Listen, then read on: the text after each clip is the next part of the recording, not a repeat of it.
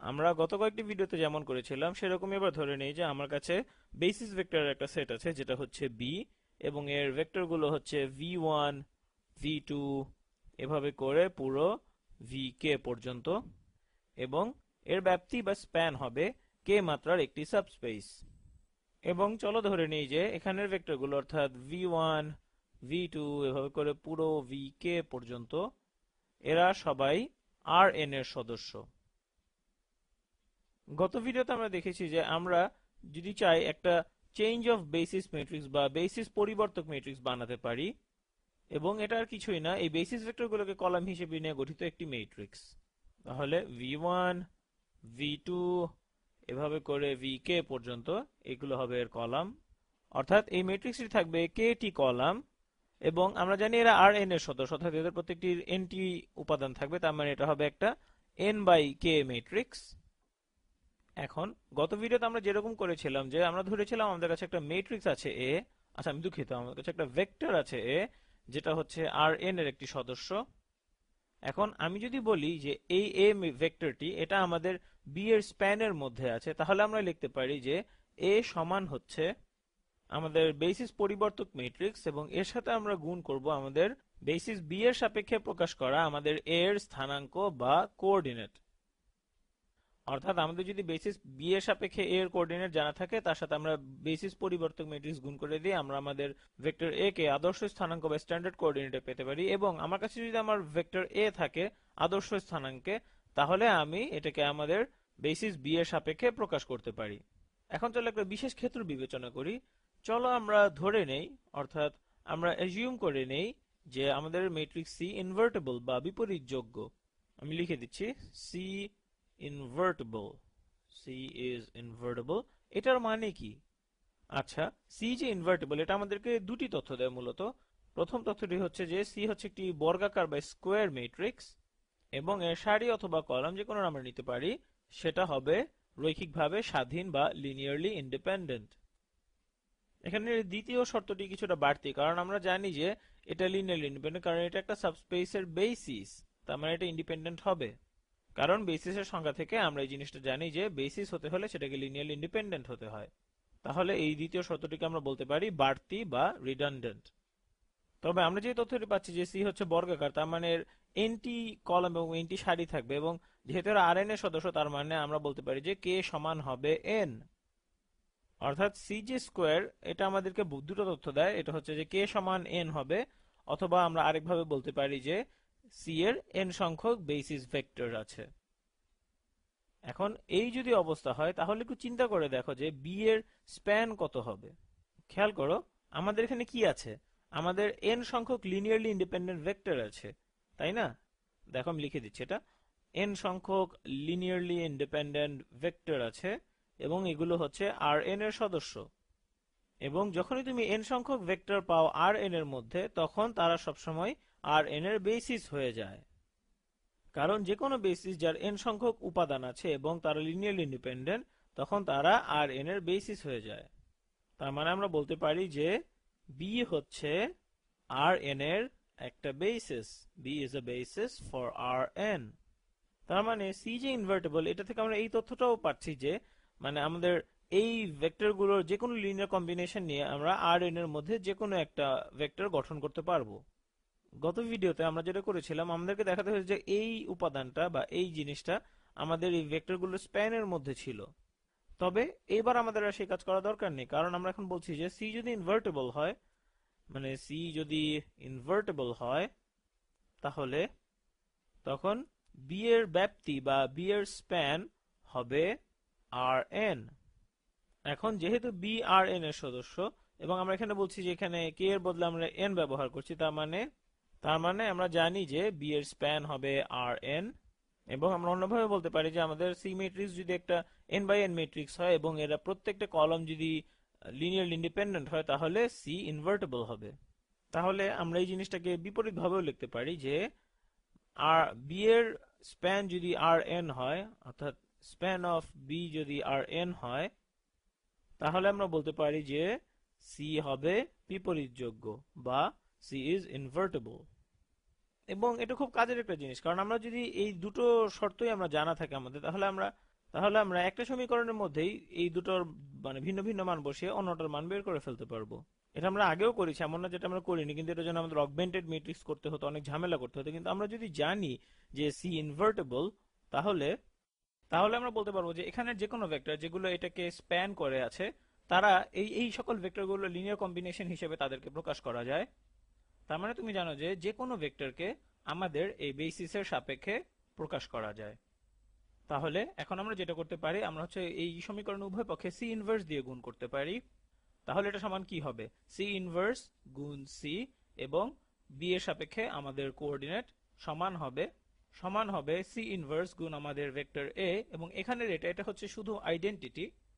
তার মানে আমরা এই জিনিসটাকে আরেকভাবে লিখতে পারি, আমাদের এ এর কোঅর্ডিনেট বা স্থানাঙ্ক, মানে বি এর সাপেক্ষে প্রকাশ করা এ এর কোঅর্ডিনেট বা স্থানাঙ্ক, যেটা এই আর এন কে, মানে যার ব্যাপ্তি আর কি আর এন, সেটা সমান হবে সি ইনভার্স গুণ আমাদের ভেক্টর এ। তাহলে এটা তো মোটামুটি ধারণাগতভাবে আমরা বুঝলাম। এখন তাহলে চলো কিছু উদাহরণ করে আমরা দেখি ধারণাটাকে আরেকটু পাকাপোক্ত করা যায় কিনা। তাহলে চলো প্রথমে ধরে নেই যে আমার কাছে একটা বেসিস আছে বি। এটা সমান কি কর, আচ্ছা দাঁড়াও, আমি ঠিক অন্যভাবে করি। এখানে দুটো ভেক্টরকে প্রথমে তো সংজ্ঞায়িত করি। তাহলে ভেক্টর 1 সমান হচ্ছে 1 এবং 3, এবং ভেক্টর 2 এটা সমান, চলো ধরি সমান কত, ধরলাম 2 1।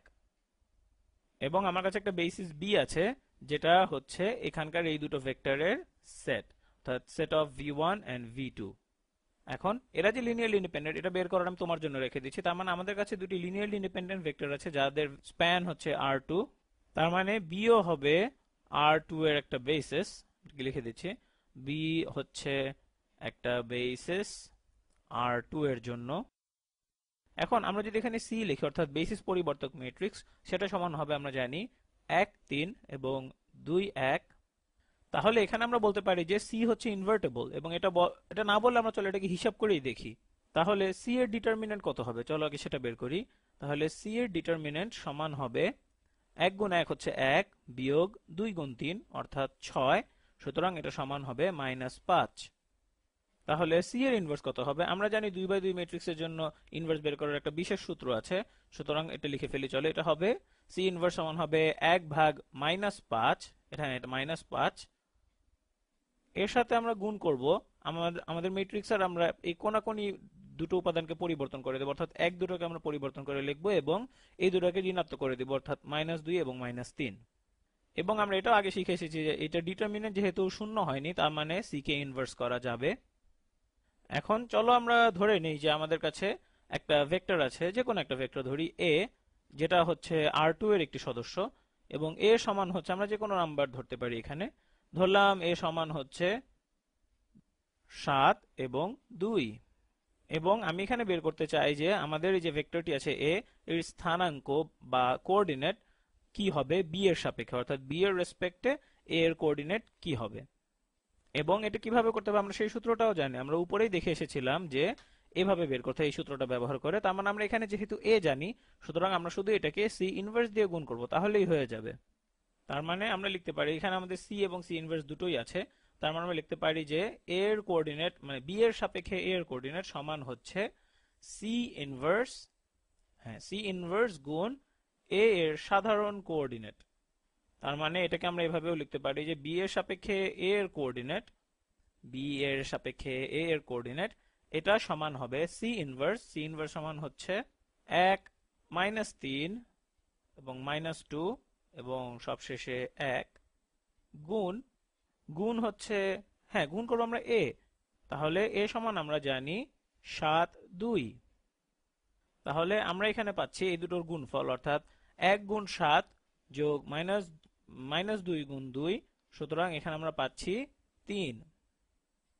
এরপর আমাদের আছে -3 গুণ 7 সমান হচ্ছে -21, যোগ 1 গুণ 2 অর্থাৎ 2, সুতরাং -21 যোগ 2 এটা সমান হচ্ছে -19।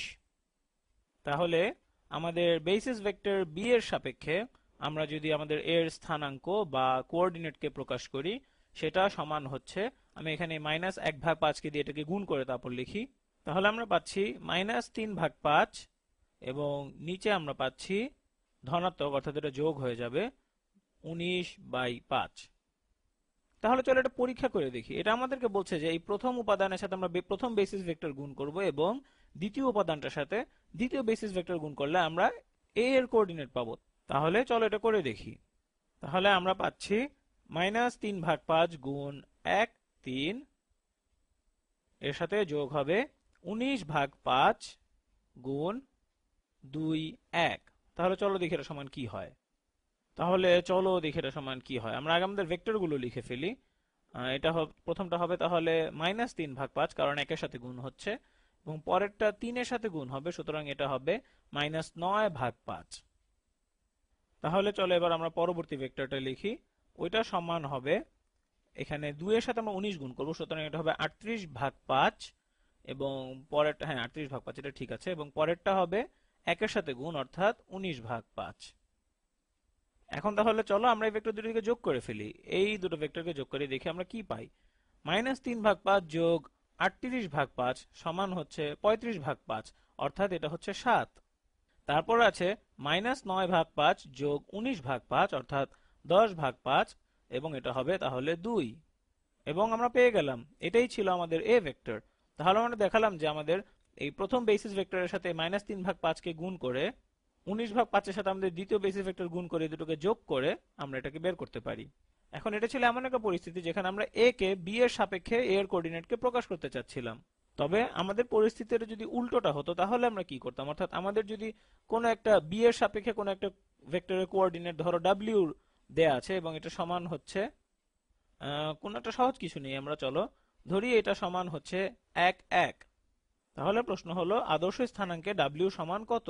আমরা সূত্রটা মনে করলেই হবে। সূত্রটা মনে করে দেখো, w সমান হচ্ছে আমাদের বেসিস পরিবর্তক ম্যাট্রিক্স c গুণ b এর সাপেক্ষে প্রকাশিত আমাদের w এর কোঅর্ডিনেট।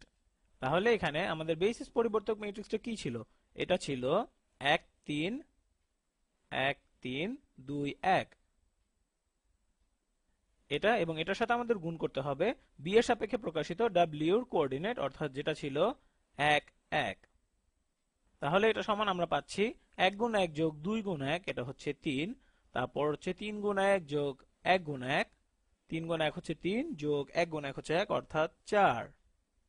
তার মানে w হচ্ছে ভেক্টর 3 4। তাহলে আমরা যদি বলি যে আমাদের বেসিস পরিবর্তক ম্যাট্রিক্সটা ইনভার্টেবল, এটা আসলে আরেকভাবে বলা যায় আমাদের বেসিস স্প্যান হবে Rn, যেটা এই ক্ষেত্রে ছিল R2, এবং সেই ক্ষেত্রে আমরা বলতে পারি যে আমরা আমাদের সাধারণ কোঅর্ডিনেটের সাপেক্ষে আমরা উভয় দিক থেকে এটাকে প্রমাণ করতে পারি, অর্থাৎ সাধারণ কোঅর্ডিনেটের সাপেক্ষে এবং বেসিস ভেক্টরের সাপেক্ষে কোঅর্ডিনেটকে প্রকাশ করা, দুভাবেই আমরা এটাকে প্রমাণ করতে পারি।